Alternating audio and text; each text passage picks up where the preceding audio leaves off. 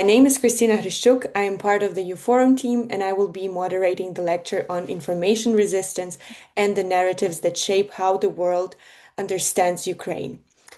Thank you for joining us. We will start with a lecture, then we will have an organization from Poland, Alliance 2408, introduce their work, and then we will move to a little Q&A session. It is a great pleasure to introduce our first speaker, Dr. Jade Mcglynn. Jade, thank you so much for being with us. Dr. Mcglynn leads the Ukraine and Russia program at King's College London Center for Statecraft and National Security. She holds a Doctor of Philosophy from the University of Oxford and has been researching Russia's war against Ukraine since 2014, with a focus on identity, propaganda, memory politics, Russian occupation policies, and Ukrainian resistance. She is also the author of the books Memory Makers, The Politics of the Past in the Putin's Russia and Russia's War. Check it out, they're really good. And today she will speak about Ukrainian narratives and Russian imperial discourse, and about how Russian imperial narratives shape global perceptions of Ukraine, as well as how they can be critically addressed. Please join me in welcoming Dr. Jade Mcglynn. Send some reactions in the chat.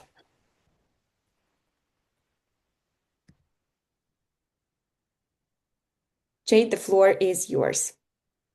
Thank you, Christina. Thank you for having me. It was very interesting to hear the talks before, especially. Although, to be honest, I mean, I worry that the audience will pretty much know what I'm going to say, probably through painful lived experience, more than much else. Do you have the slides, Christina? Yes, we do have the slides. I would ask, yes. Thank you. So, as we've heard, and as you all know, it's unfortunately not that unusual to be somewhere, particularly in Western Europe. I'm currently in Estonia, so it doesn't happen often in Estonia, but in London. In Amsterdam doesn't really matter, and somebody will say, of course, oh, I'm not defending what Russia's doing, but should we have poked the bear, or did NATO expansion make this inevitable? And it's a tricky one because, of course, you know that it's nonsense, but it takes quite a long time to unpack it. And of course, the speaker is framing what they're saying as reasonable, as balanced, even somewhat sympathetic towards you as the speaker. And in one breath, it acknowledges Russian aggression, and then it also undermines that acknowledgement in the next. And it does so while sounding like geopolitical sophistication, but in practice, not being all that sophisticated. And so what I want to do today is to sort of unpack the different elements that go into this so that we can look at it in a more systematic way, and how to kind of, and useful sort of systematic ways of now, my specialism, as kindly explained, is much more on Russian propaganda inside Russia and on Russian propaganda inside the temporarily occupied territories of Ukraine.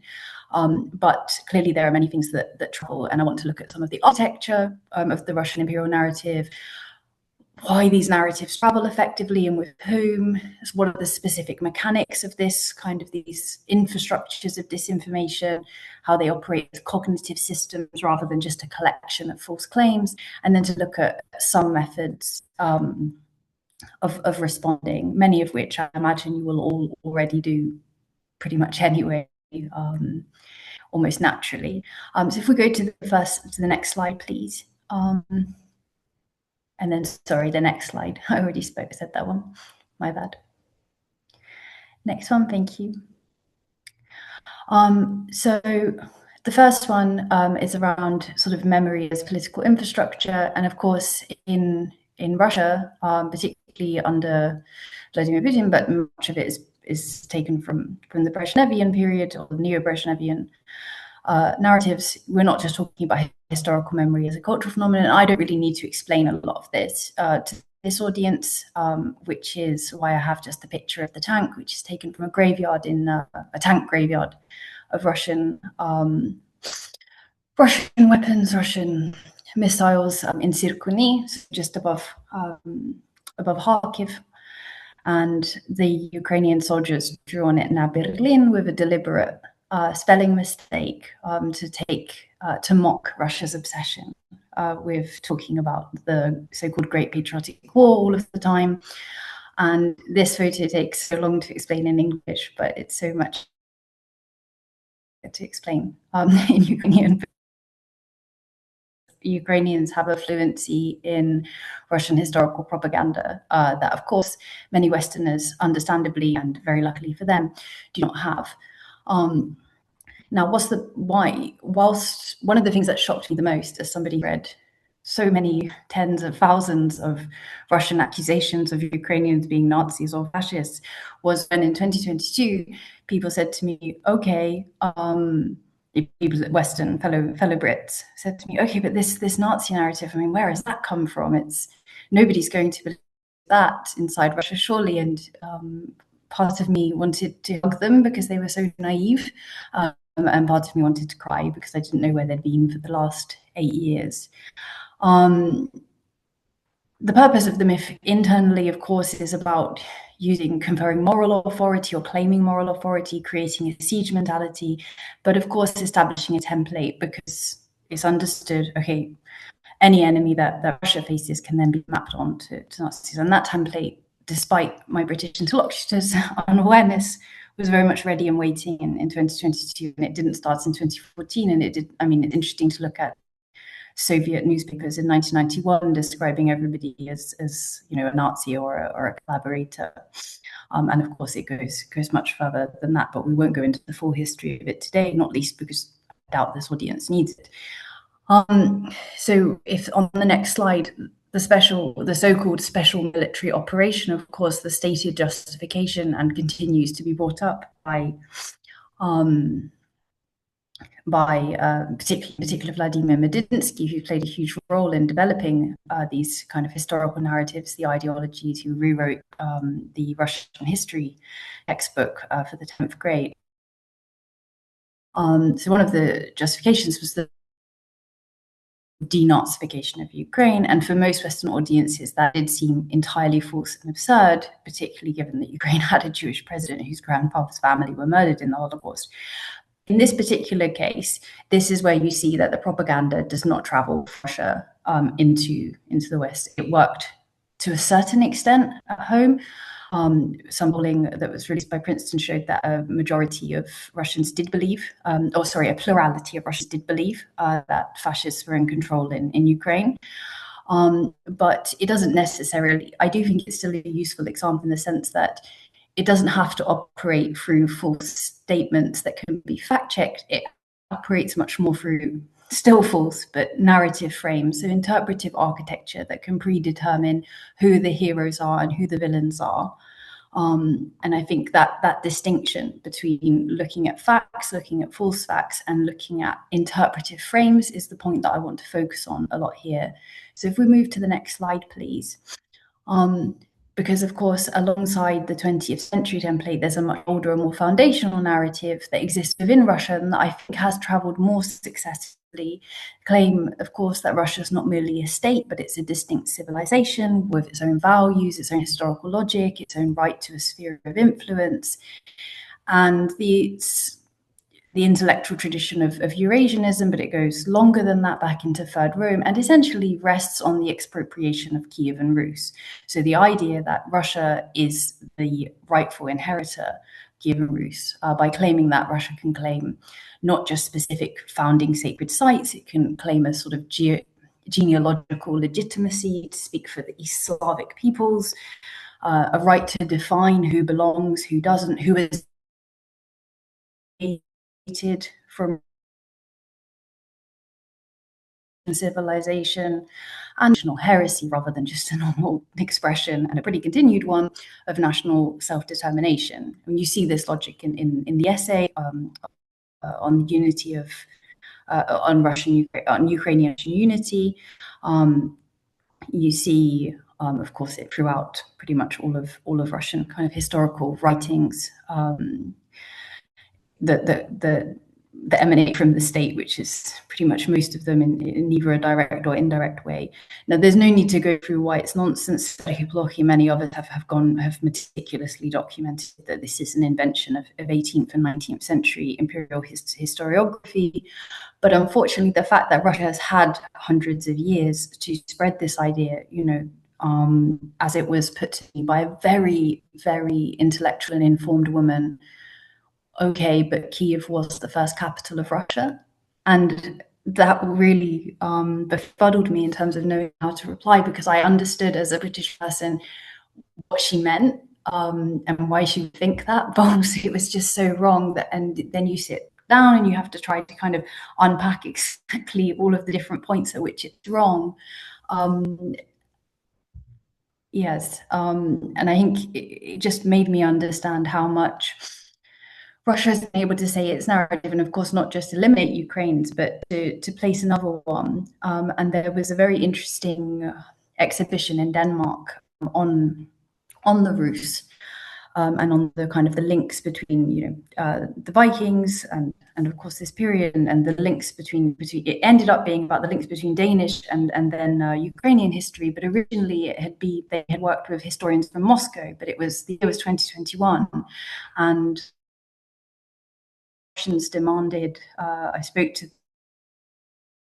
the curator of the exhibition, and the Russians demanded a promise that if any people from the government attended the opening of the exhibition, they would be free from arrest. And the Danes, this is in late 2021, and the Danes were very confused why, and of course had no possibility of offering that because they were museum curators rather than Interpol.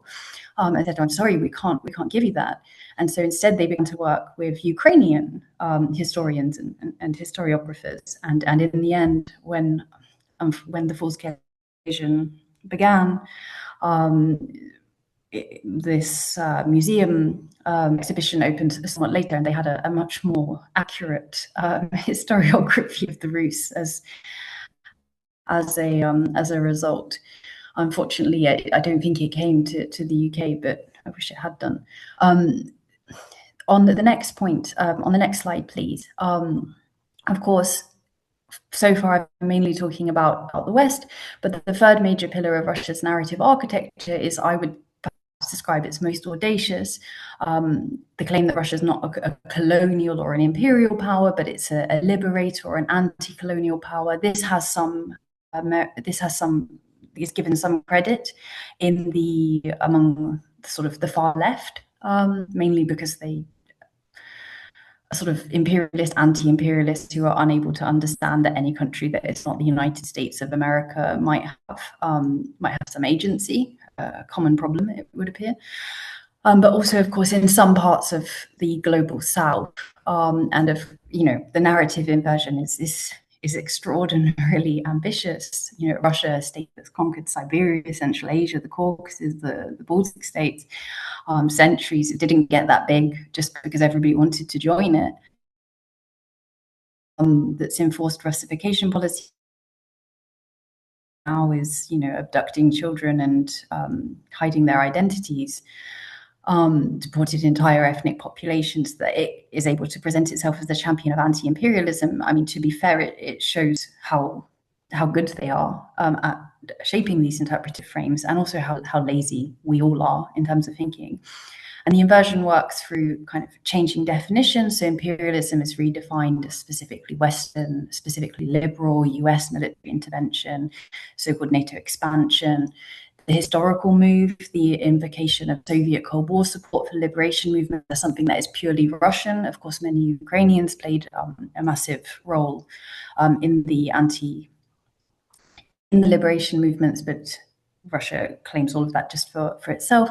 And then a structural move against sort of, and this is less successful because many countries, particularly in Africa, are actually quite fond of international order and multilateralism, but it can be framed as an instrument that disadvantages, particularly against, let's say, more rogue regimes. And so you have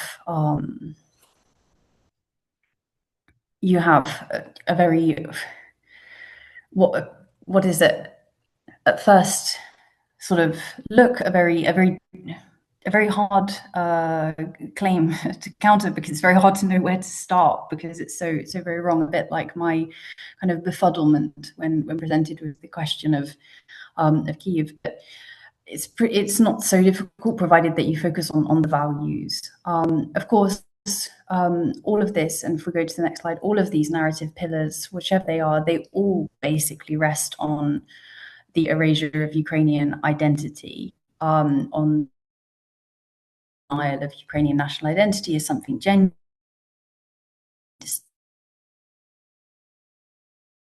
something historically grounded. Civilizational claim is theft, the fraternal rescue is invasion, and the anti-colonial liberator is a colonizer. And there's a timeline there, but again, sadly, I imagine you're all very familiar with it. I think that internationally, like the claim that, the claim of Ukrainians and Russians as one people, it functions in two registers. It functions in the domestic Russian register as kind of mobilizing support, but in the international register, it introduces enough doubt about Ukrainian distinctiveness so as to undermine sympathy and support. And here I would say the critical counter is not so much historical, though that is important, is structural. It's about the fact that of the very intensity and the longevity of Russia's effort to suppress Ukrainian identity is in many ways the most powerful possible testimony to its reality. You don't spend centuries trying to erase things that don't exist. Let's move on to the second section and sort of the global journey of why these narratives resonate and sort of where. So next slide, please. I think it's very tempting to think of Russian disinformation, and many do in the West, as a transmission problem. So Russia sends out false messages, and if we interrupt the transmission, we solve the problem. But I would say that message is inadequate. We see it in terms of Russia. Many people sort of say to me, okay, but this is just propaganda. This is why Russians sort of support the war. I have a list actually at the end. Sorry, I just saw the question. I have a list at the end. I'll send it over to Christina as well. But Russia sends out this idea, that if only Russians to the truth, then it would all be fine, and they would stop coming to Ukraine to murder Ukrainians. And I always respond to that with, well, I mean, I lived in Moscow in 2014, and everybody had access to BBC Russian. Everybody had access to quite a few liberal channels, actually, and Western Russian language channels. And yet between 2014 to 2021, the 7 years that it was measured, only 8% of Russians disapproved of the annexation of Crimea. So it's clearly a bigger issue than just having access to BBC Russian, or indeed other available messages. So I think that model is inadequate, both in Russia, of course, but also in the West. I think that these narratives travel because they're genuinely persuasive to certain audiences in certain contexts. Part of that is intellectual laziness. To be honest, I've seen that with some, to be open, I've seen that with some academics who are obviously very intelligent people, but often being very intelligent just means you're even better at finding ways to prove that you're still right and thinking up more and more complicated ways that actually what you said, which is provably wrong, is actually in the end right. I think that existing grievances, existing skepticisms, existing political fractures, understanding what these narratives are offering to specific audiences is a more useful way of getting to a good argument to counter them. So although it doesn't always practice it, I think the EU External Action Service's definition is quite useful. The most effective information operations do not insert foreign ideas into clean environments. They identify pre-existing fault lines in societies and amplify them. So on to the next slide, please. So there's a broad kind of table talking, which just sort of explains, how the different narratives are calibrated for different audiences. So in Western Europe, more broadly, you might talk about fatigue, cost, escalation, fear, of course, corruption as the frame. I was at an event in Parliament not so very long ago, in the UK Parliament, and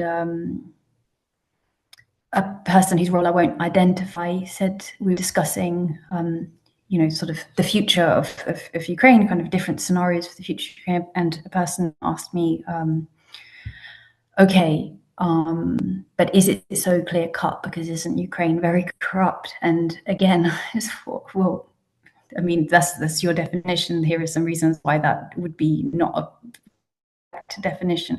But second, what on earth does that have to do with invading a country and stealing children and bombing civilians and, I mean, bombing kindergartens? But unfortunately, you do come across these types of messages, even from very serious people in Europe, even in a country like Britain, which is overwhelmingly supportive of Ukraine and overwhelmingly dislikes Russia. If we're talking about public opinion and indeed the kind of political base. Pro-Kremlin, far right and far left, there you might see sovereigntism, globalist elites versus anti-NATO, states neighboring Ukraine could be fear of contagion, economic burden of refugees. I mean, we all remember those farmers in Poland who just never farm. It's like the least busy farmers ever, spent all of their time protesting. And even for many Poles, including in the British government, it was very difficult for them to accept that, Russia was exploiting this. They, I believe to this day, are still very dismissive of that idea, even that the relevant agencies gave them evidence that it very much was the case.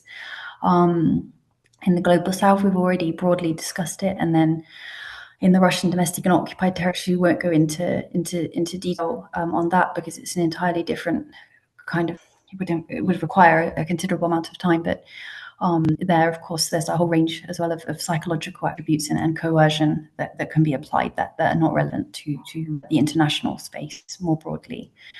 Left-leaning internationalists, so NATO, provocation, structural realism. I'm sure we've all sighed at Mearsheimer's various interventions into the debates. Anti-imperialism, kind of being applied symmetrically. And what's striking, I think, is ultimately they're not trying to make everybody Russia or even sometimes to hate Ukraine. They're just trying to make Ukraine seem too expensive, too complicated, too risky, not worth sustained attention, nothing to do with you, in whatever terms resonate locally. And bluntly, it's not necessarily that clever. It's quite a standard way of getting people closer to the point where you want them to be. I think the issue is just often Western governments really struggle to understand the actual kind of crux of the problem. Perhaps they've overcomplicated it. Next slide, please. So in Western countries, Russian narratives can find different but equally receptive audiences across the political spectrum. It's worth being specific about some of the mechanisms. So genuine anti-NATO sentiment on the political left, anti-American foreign policy critique. They do create genuine openings for the NATO provocation narrative, as well the structural realist argument, not really a leftist position, but the idea that respond predictably to encirclement. It does have some genuine analytical credibility in international relations theory, among many, and that's what makes it so useful a vector for broader imperial justification in Russia's case. On the populist right, different but complementary narratives resonate. Ukraine as corrupt, Zelensky as an actor playing a role, Western support as part of a globalist elite project, and these serve the political interest of delegitimizing international European solidarity. And for both ends of the spectrum, I think the key mechanism is not that people are convinced Russia is right, it's that they are convinced that the situation is complex enough to justify not taking a strong position or withdrawing support. So confusion, not conversion. Conversion is like, oh, confusion will do.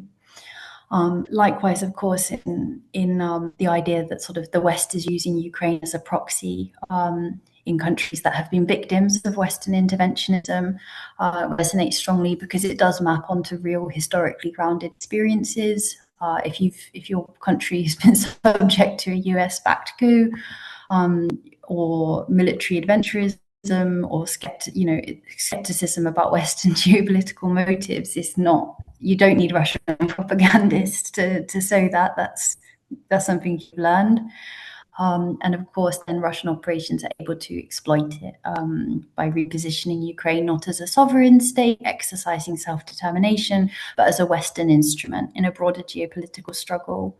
And again, Russia's much more dominant position. For example, I mean, even if you just look at 2022, the number of op-eds that were coming out in major newspapers across the continent of Africa, there were so many that were written connected to or even from the Russian embassy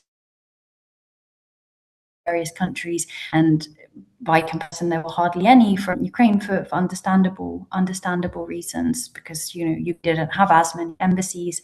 It had not developed the same networks. Russia often hosts dinners, for example, and various events for all of the students who often studied in Kharkiv or in Kiev during the Soviet Union.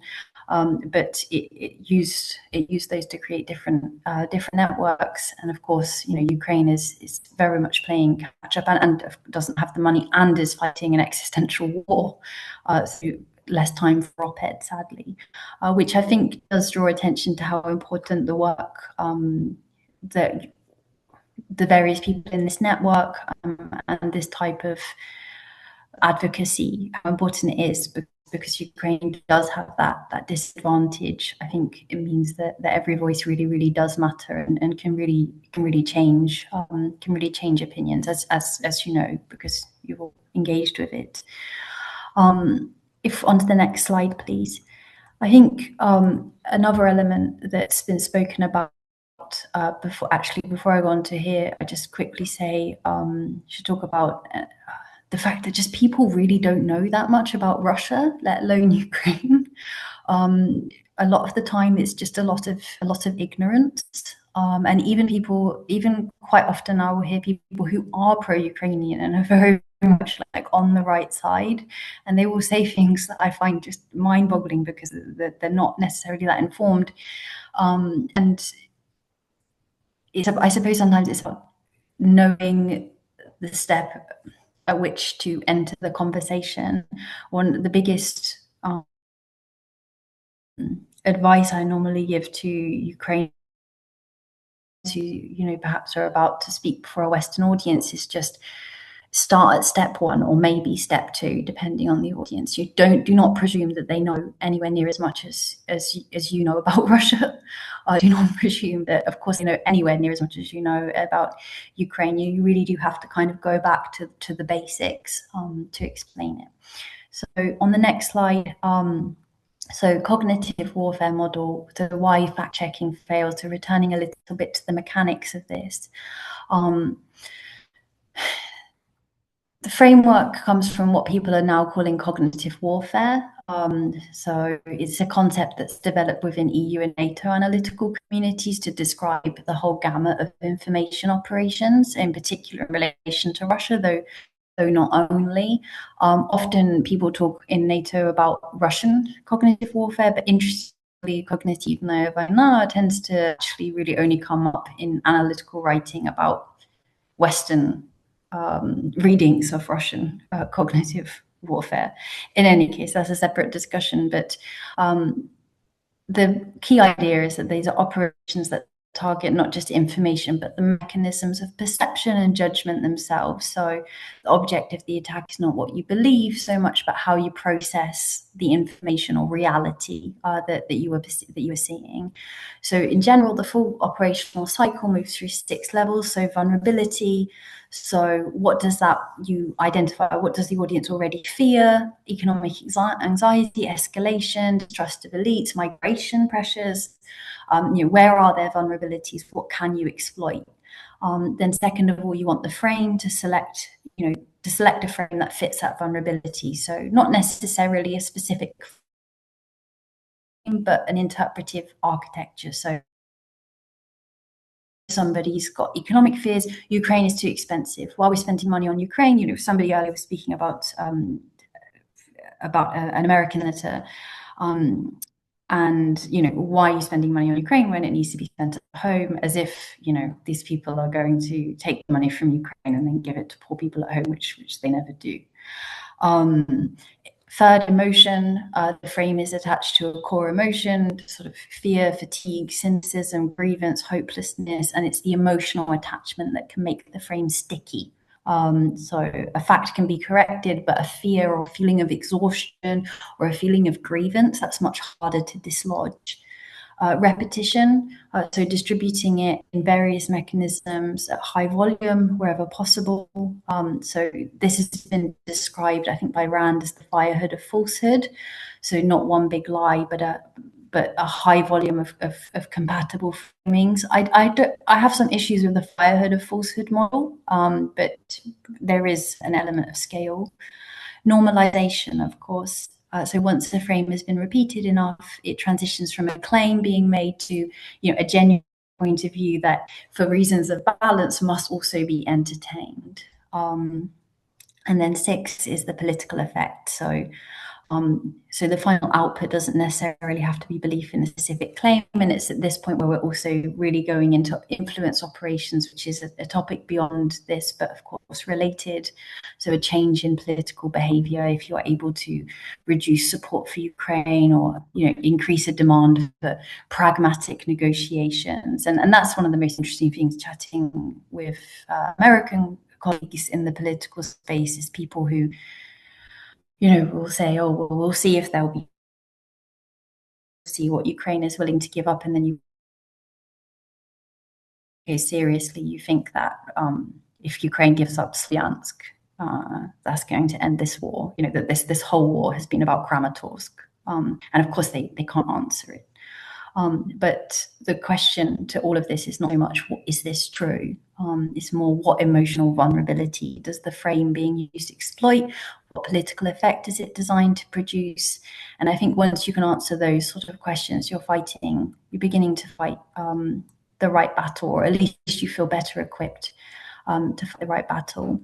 I'm aware that it is quite late, so I'm going to just speak through. I won't follow the slides now. I'm just going to kind of speak through some of the last few points before ending, and in case there are any questions or things that I need to note. But some of the kind of core narrative moves include inevitability, so it's bound to happen, relativization, what about Kosovo, what about Iraq, the West has done the same thing, obviously now we have Iran. So we can, I'm sure there'll be more places with which we can expand.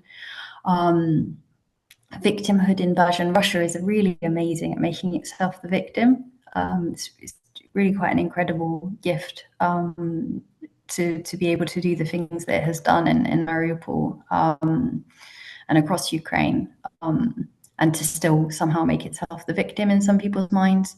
Of course, complexity is paralysis. This is very complicated, and one of the interesting elements, there's some wonderful work, I'll send Christina the link so she can share it, but there's been some wonderful work on polling among, admittedly, there's statistically quite few Brits who are pro-Russian. And when you compare them with people who are pro-Ukrainian, what's interesting is they often do have a deeper knowledge. Of course, a lot of it's incorrect. Do know kind of more, they have more facts, for example, or statistics, not facts. They have more statistics they can cite. They have looked into it because they listen to quite specific podcasts or read quite specific detail.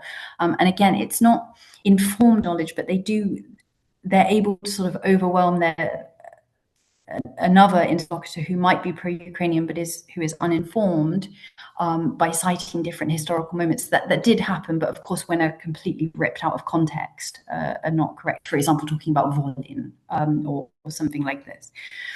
And then the fifth move is the identity delegitimization. So this idea, and this strikes at the foundation, and again is pretty much the foundation.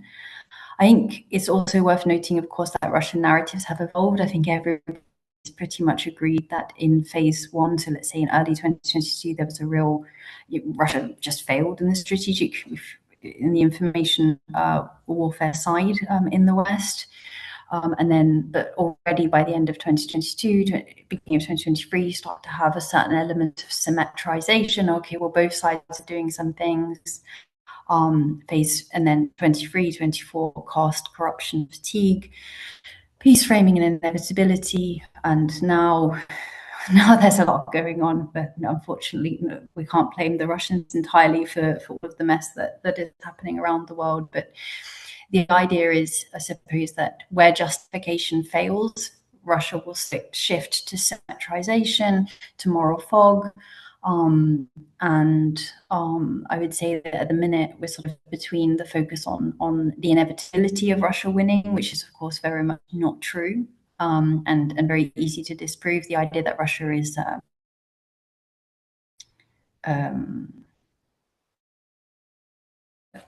undefeatable, and also a mixture of the kind of corruption and cost and fatigue. How to respond thoughtfully? I think that you've already had an incredible amount of case studies talking about quite specific ways that people have responded thoughtfully.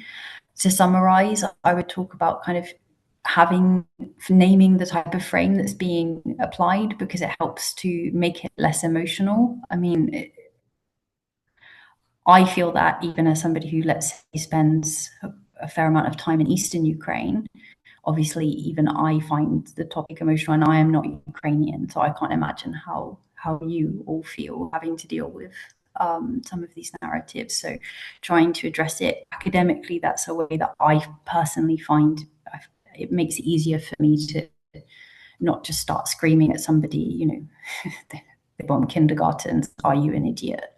Which is not a helpful way of convincing people, sadly. And then I think as well, having in many cases kind of acknowledging certain aspects. So yes, of course, Russia has concerns about NATO enlargement, but I suppose then you have to ask, well, why did it invade Ukraine if it was already, military neutral status was in its constitution before 2014, and why would why didn't they care when Sweden and Finland? And it helps you to bring the conversation back to what it's really about. Russia does not believe Ukraine should exist. And then leading with values and following with facts. So if somebody's talking, for example, about if you're talking with right-leaning people, you can just say, okay, well, you care about sovereignty, like you care about, what about, the right of nations to defend their own futures without being bullied by large neighbors? But you can just focus on what is the value that. And then humanizing without heroizing. So I think sometimes, particularly Western Ukrainian advocates, can sometimes present the war in purely heroic terms, understandably, because there are so many heroes. The resistance, the bravery, and the national spirit. And whilst it's emotionally very powerful, I think with more skeptical audiences, it's much better to talk about, your nana who's building in Kharkiv was destroyed and she lived there for 50 years. My cousin used to be a school teacher, and now he's been, now he's in Zaporizhia region, and he's in a in a trench. Sorry, some more words I only know in Russian or Ukrainian because I don't use them in English. So I think having that specificity is often a good antidote to action, and then having sometimes anticipating the frame if somebody's likely to bring it up. And then the final one, and I'll end on this point, is just knowing when not to argue, because not every conversation is worth having.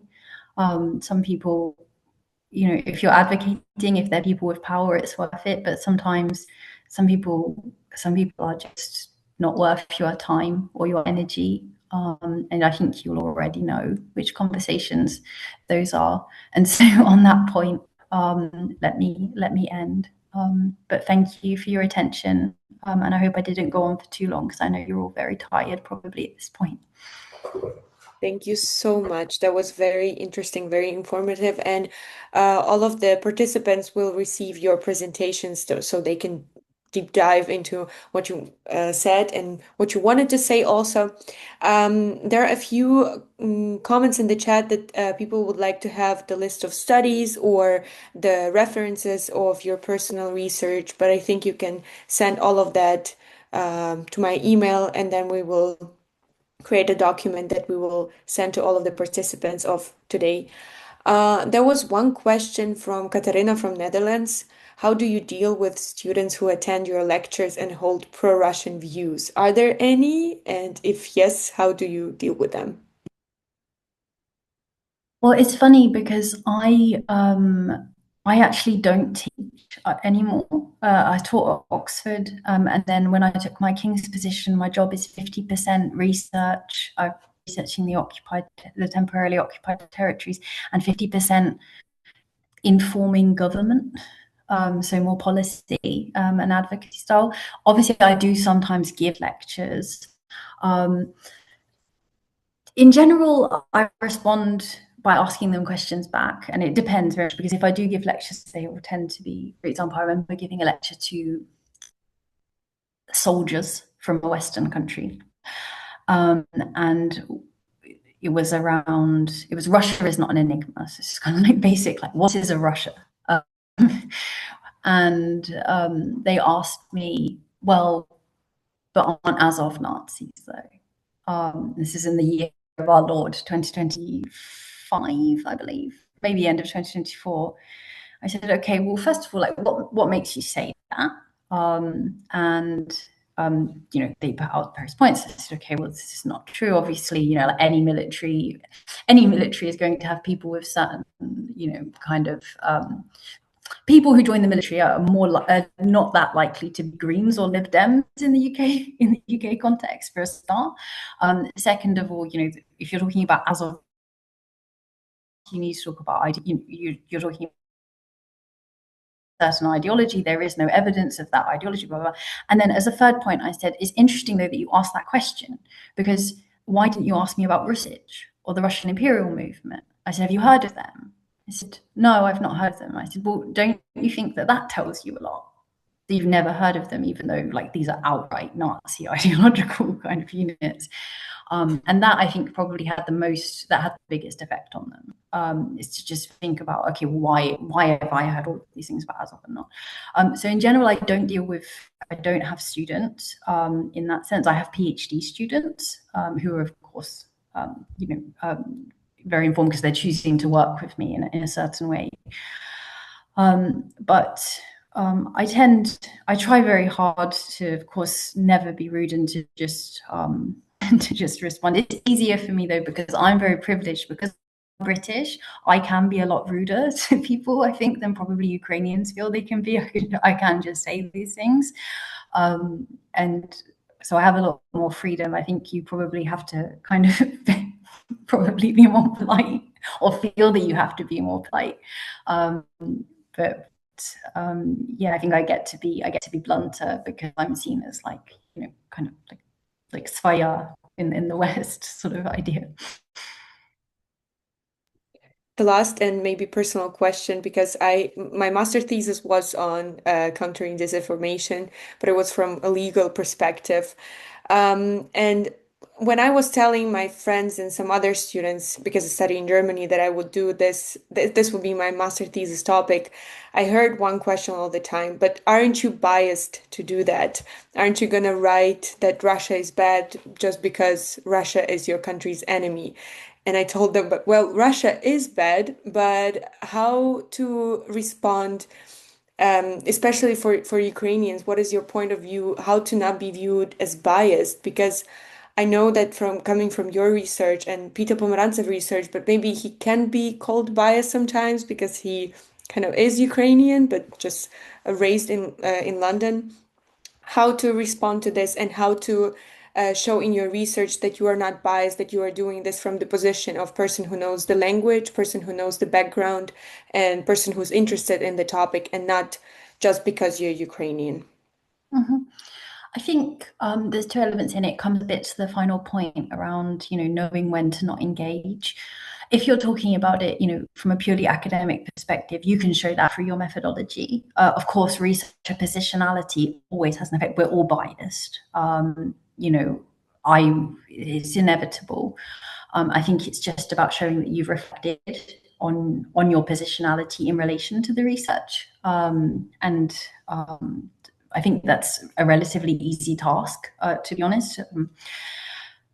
When it comes to, I think what you're also talking about, there's a broader issue, and I have to be honest. I perhaps this is my failure.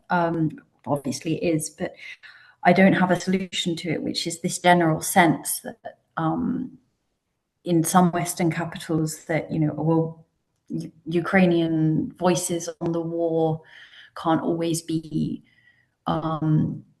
listened to, or are not always invited to places I think they should be in terms of analysis and like analytical approaches and policy approaches to some of the kind of more closed meetings, because, and it's kind of unspoken, there's this bias because of, which is in their view, oh, it's understandable, of course, Russia's doing all these horrible things, and I think that's a key one, because that's academic, improving your methodology and engaging with your positionality as a researcher. I think that's dealing with issues. I think it's a huge issue in terms of Western policy because Ukrainians understand Russians and how to deal with Russians so much across a wide range of topics, including information warfare, so much better than Westerners. And yet Westerners have,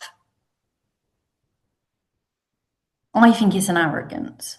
To be honest with you. Just like, well, yes, because Britain won't fight the way Ukraine fights. But yeah, it won't fight as well. But that's obviously not what they mean. They mean something else.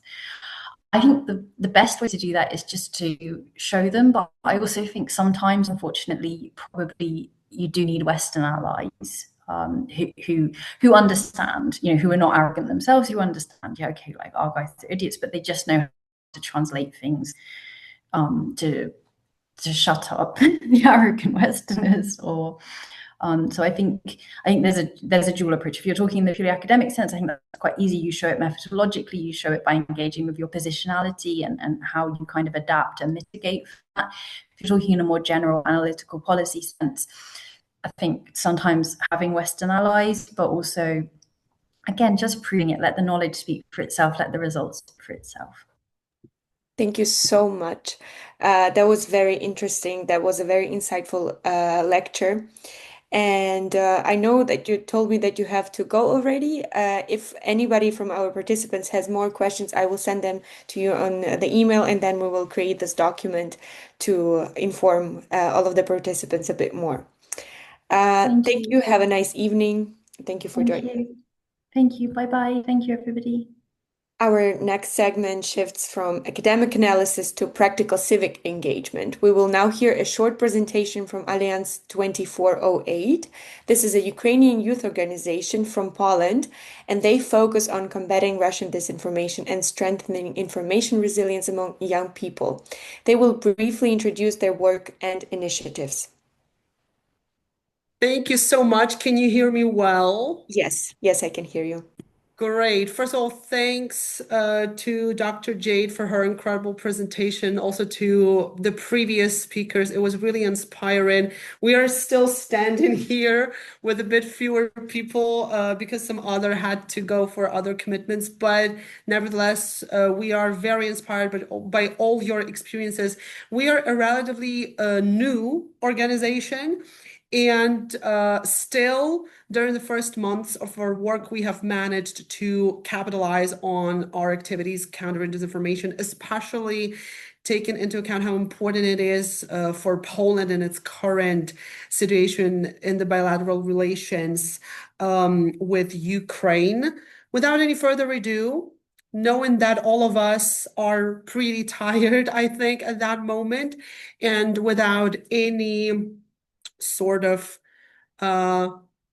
any delay. Let's move on to the next slide, please. And let's move to circling back where it all started. I have started working at the Ukrainian main media watchdog called Detector Media in 2023.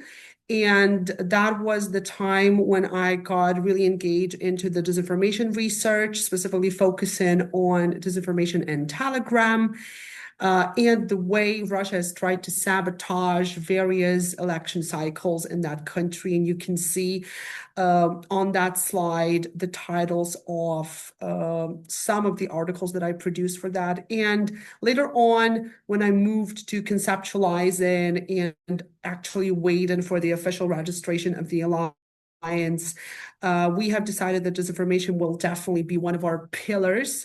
We are operating under the motto Youth the Conscious, showing how conscious the Ukrainian youth is and how conscious our actions are. And also, one of the pillars of our activities is called Youth the Media Savvy. And when we were the informal group, let's move to the next slide, please. We have worked on the policy brief when we were researching the hate speech against Ukrainians in the Polish language, Russian disinformation, and Telegram.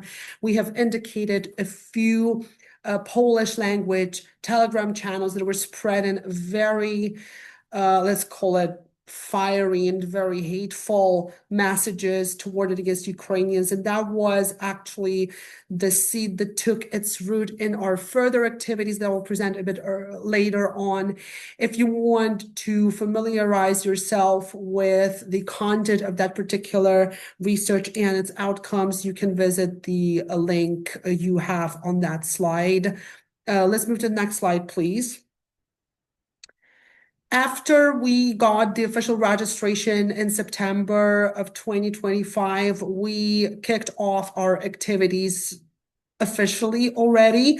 And one of those was launching the trainings to counter disinformation. Actually, we have a little bit of the updated formula of those when we focus on the practical insights and are given the participants of those the opportunity to actively engage in the dialogue between Ukrainians and Poles, for example, or like other groups. Our first training that we conducted was specifically related to the attempts of Russians to sabotage bilateral Polish-Ukrainian relations. And it was made for the Stud Forum participants that was conducted at the University of Warsaw last November. And after that, we capitalized on that and we started working with a few Polish major civil society organizations to basically adapt that format to conduct those trainings in the Polish schools. And we have worked very actively during the last months on it with the Polish Schumann Foundation. And just freshly off the boat, yesterday we've conducted the first trainings for the Polish school students in a small Polish town outside of Warsaw, because actually most of the political tendencies and processes in Poland are happening outside of Warsaw, despite of the stereotype.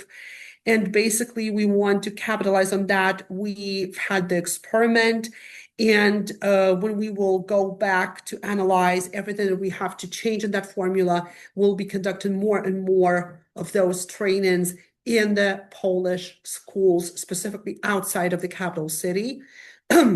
We think it's very important, and it's also very essential to share the Ukrainian experience in battling disinformation, specifically with the rural and smaller communities. And also next week in Wrocław, we are conducting the combined format of the panel discussion and also another disinformation workshop for everybody who wants to attend the event, about the disinformation being the tool to sabotage and destabilize the bilateral relations between Ukraine and Poland. We are doing this event together with the local Ukrainian student organization called WUSA, Wspólnota Ukraińskich Studentów I Akademików in Polish.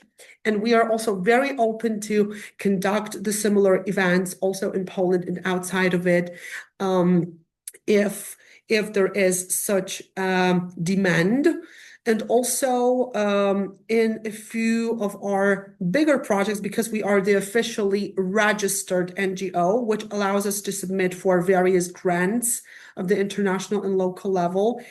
And actually, as a little piece of news, recently we've got one such a grant, and we are launching currently the project where we will monitor the local Telegram landscape together with the Ukrainian and Polish media about how they interpret and how they cover the attacks against Ukrainians or hate speech against Ukrainians or the infrastructure related to Ukraine and Poland. And we'll be presenting the insights that we've gathered during this monitoring in the form of the newsletter, which will be made in Ukrainian, Polish, and English. So if you are interested in those insights, you can pass your emails around to the organizers and we can subscribe you to the contact list of that newsletter. We are also preparing a few other future activities, but these ones are definitely those that we can share very definitely at that moment. And we are very open to collaborations with organizations from other countries. And we really appreciate all the effort and all the work that you do. We are all in this together. Thank you so much for your stamina, for your effort. And also, I hope to see you all someday in Warsaw. And to collaborate with all of you, maybe in the future projects, and we are open to any questions you have regarding everything we do. Thank you so much. Thank you so much, Arthur. Thank you so much, the whole team of Alliance 2408. First of all, I want to say that this was the last session of today, and it was in English. I want to specify that it was, first of all, in English because our lecturer was British. And second of all, I think and I know we all need to know all of this vocabulary. We all need to know how to talk to Westerners, not only in their own language, but also in English, because the amount of questions I had from people from all around the world seems really crazy regarding the information about Ukraine. If you have any questions, ви можете їх також задавати українською, можете писати в чаті. Можете піднімати руку. У мене буде тільки одне питання, тому що ви втілили мою мрію в реальність. Я була дуже щаслива дізнатися про те, як функціонує ваша організація. Чи можете ви назвати декілька прикладів, ну, приблизно десь 2-3, найважчих таких перепон, які трапляються з поляками, тому що це така тема цікава. Я сама дуже близько пов'язана з Польщею, і в мене там живуть батьки. І кожного разу, коли я чую якісь нові історії, я телефоную їм, вони кажуть, в нас все нормально, в нас хороші сусіди, це ти бачиш в інтернеті. Хейт до поляків в інтернеті, він збільшується через певні їхні реакції. Тобто, мені здається, це те саме, чого Росія прагне. Як ви боретесь з цим, як ви працюєте, які були, можливо, цікаві якісь кейси? Дякую. Це насправді дуже актуальне питання, яке доволі добре взагалі показує ситуацію з українською діаспорою у Польщі, насправді. Тому що емоцій дуже багато різних речей, дуже багато різних меседжів і багато якихось образ, якихось, скажімо так, різних політичних моментів, але насправді Росія доволі вдало їх роздмухує і використовує. І ми насправді помічали, наприклад, теж, чому ми взялися конкретно за Телеграм? Бо, наприклад, першою перепоною в нашій діяльності було те, що поляки кажуть, Телеграм насправді не має ніякого значення у Польщі, в ньому сидить кілька людей, нащо взагалі за нього братися і так далі. Але насправді Телеграм має дуже важливе методологічне значення саме в польському контексті, тому що він, показує насправді, як Росія вкладається в адаптацію своїх меседжів до локального контексту місцевого, і що йдеться не просто про переклад, а йдеться про ретельне пропрацьовування конкретних локальних реалій для конкретної країни. І польські телеграм-канали створені Росією, і ми знаємо з певних ознак, що вони створені і ведуться Росією. Насправді вони показують, власне, це на практиці. Тобто, наприклад, під час вступного моніторингу до цього грантового проєкту, який ми зараз запускаємо, ми побачили навіть таку тенденцію, що є російськомовні телеграм-канали, присвячені суто польській політиці, які доволі вдало висвітлюють деталізовано ситуацію в польській політиці і написані доволі канцеляристською мовою, з деякими ознаками того, що за цим стоять працівники посольства Росії в Польщі. І, відповідно, це також можна сприймати як певний канал комунікації, який не варто ігнорувати. І, власне, тому ми хочемо теж показувати полякам те, що Телеграм, насправді, в цьому випадку є доволі, скажімо так, важливим інструментом. І друга причина, чому ми на нього дивимося, тому що він фактично в польському контексті відіграє роль агрегатора пропаганди. Тобто ми можемо навіть, як ми польською це пояснюємо стейкхолдерам, це пропаганда в пігулці, якщо польською так говорити. Тобто propaganda in a nutshell. Це означає, що, наприклад, вони туди дуже часто скидують багато дезінформації з інших платформ, тобто з Тіктоку, з Ютубу, з Фейсбуку. І в нас виходить справді такий методологічно актуальний зріз пропаганди, фактично, і дезінформації. І насправді теж перепоною є діяльність медіа в цьому випадку з обох боків, тому що польські медіа не до кінця розуміють український контекст. Українські журналісти, які працюють з цією темою, також не до кінця розуміють польський контекст, тому що на перший погляд здається, що політика працює в подібний спосіб в обох країнах, що в них подібна медіа, сцена і так далі, але насправді це не так. Польський медіаландшафт, польська медіасистема, медіаринок, польська політична система – це зовсім інші взагалі і доволі відмінні від української історії, і це теж треба враховувати. І, наприклад, нам дає можливість такі проєкти реалізовувати і працювати над такими речами той факт, що ми багато часу і багато зусиль також витратили на те, щоб вивчити детально цю локальну сцену, щоб зрозуміти цей місцевий контекст і щоб активно в ньому працювати. Тому що росіяни, насправді, доволі активно, як я вже казав раніше, пропрацьовують це питання і, насправді, дуже багато уваги на це звертають. Тому тут не подія лише, наприклад, просто спростувати фейк і все. Тут справді потрібна системна робота на цих напрямках з системним розумінням місцевої політичної, медійної сцени і також сцени в громадянському суспільстві. Дякую дуже. Це була дуже вичерпна відповідь, неймовірно цікава тема. Ну, я доволі biased щодо цієї теми, тому я ваш фанат після сьогоднішнього дня. Дуже дякую за всю вашу роботу, за те, як ви гарно пояснюєте. Надіюсь, що у нас будуть далі цікаві колаборації, співпраці. І передаю на завершення слово своїм колегам.